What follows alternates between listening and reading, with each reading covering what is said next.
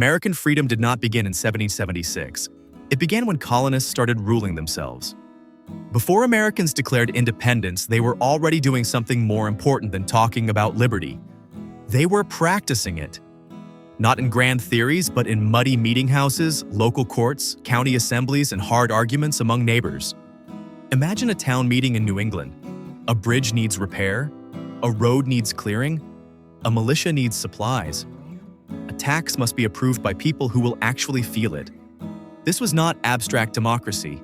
This was self-government in practice. Messy, local, imperfect, and immediate. How did the colonies become capable of independence? Part of the answer is simple. For generations, they had been governing themselves long before they imagined becoming a nation. And that matters.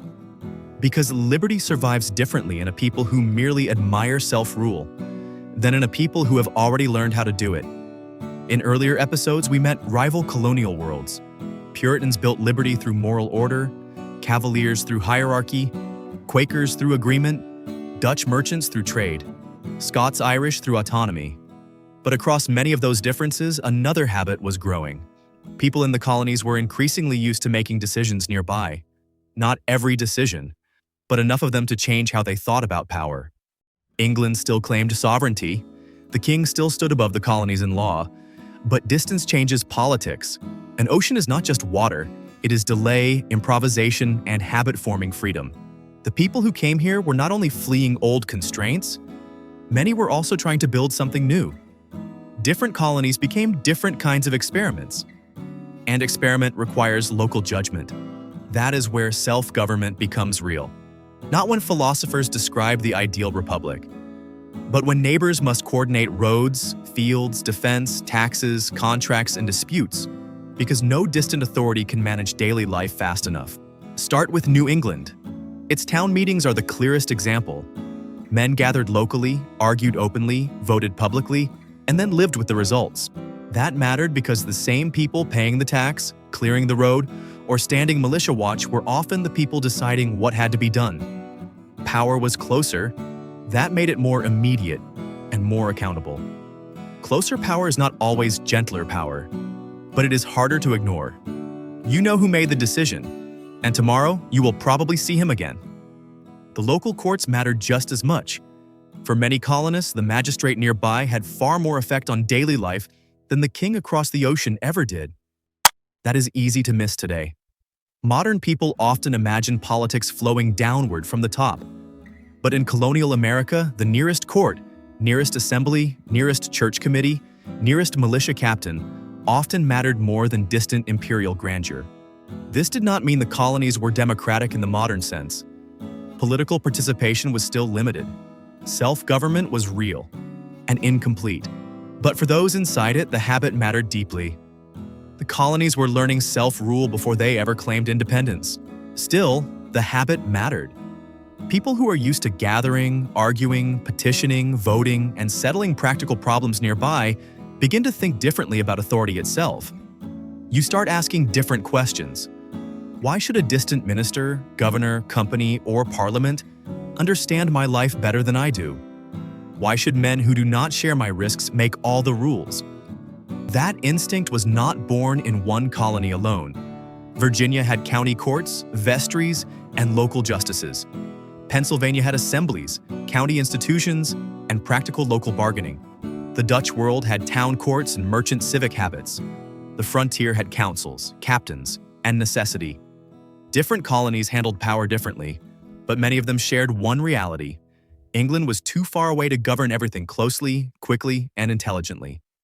Distance forced improvisation, and improvisation created habit. Over time, habit became expectation. That expectation was political, but it was also cultural. People who routinely solve problems together at close range learned to trust local knowledge more than distant plans. This is one reason self-government mattered so much. It taught responsibility before it taught rights. It taught participation before independence. And it taught ordinary people that order could be built from below. But here again, the story should not be romanticized. Local self-rule could become petty, exclusionary, factional, and unfair. Neighbors are not always wise simply because they are nearby. Majorities could be harsh. Local power could be captured by families, factions, churches, or influential men. A closer ruler is still a ruler. This is why self-government alone is not enough. It still needs structure, it still needs restraint, it still needs virtue. Participation does not automatically produce justice. But despite its flaws, the practice mattered enormously. The colonies were filling with people who had learned to deliberate, compromise, vote, petition, and enforce local decisions. That is not a small thing. It is political training.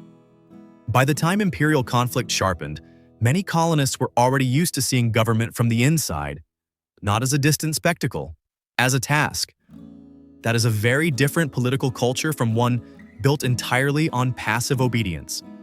And it helps explain why colonial grievances cut so deeply once Britain began pressing harder from above. People who have never governed themselves may submit more easily to distant command. People who already manage their own communities start asking why outside power should override them at all. So before there was a declaration, there was practice. Before there was independence, there was local habit. Before there was a republic, there were many small republic-like worlds training people for responsibility. And that habit shaped more than politics. It shaped character. People who vote, judge, argue, and compromise nearby begin to feel that public life belongs partly to them. That feeling can become pride. It can become stubbornness. It can become wisdom. And sometimes all three at once. This is also why local government once felt far more important than it often does now.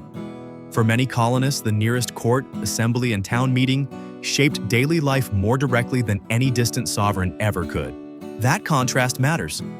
Because when politics becomes only national spectacle, people forget what self-government actually requires. Not just opinions, responsibility nearby.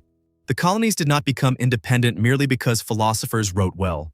They became independent partly because ordinary people had already learned, unevenly, imperfectly, how to govern pieces of their own world. That solved something real.